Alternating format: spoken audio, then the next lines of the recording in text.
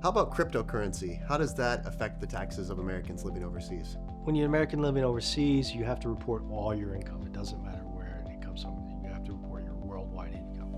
So for the most part, you treat cryptocurrency just as you would an investment in stock or shares of a company. Anytime that you sell it for a profit, then you have to pay a tax on it. And it's a question of whether it's a short-term capital gain or a long-term capital gain. If it's short-term capital gain, meaning that you owned it for 1 year or less, you don't get any preferred tax rates on that. If you owned it for at least a year and a day and you sell it for a profit, well, then you're taxed at the much favorable long-term capital gain rates.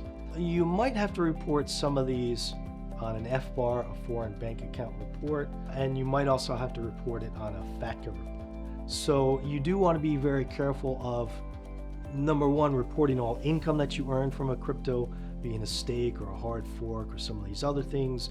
Number two, properly reporting the sales of all crypto.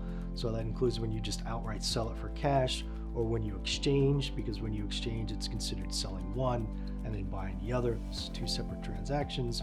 The advice that I give is basically the same within the tax industry. So when you're not sure what to do, just take the most conservative approach. Maybe you have to do a little extra work. Maybe you have to pay some extra taxes, or maybe you have to pay a little bit higher tax preparation fees. But the penalties that are involved are generally horrendous, and it's just something you want to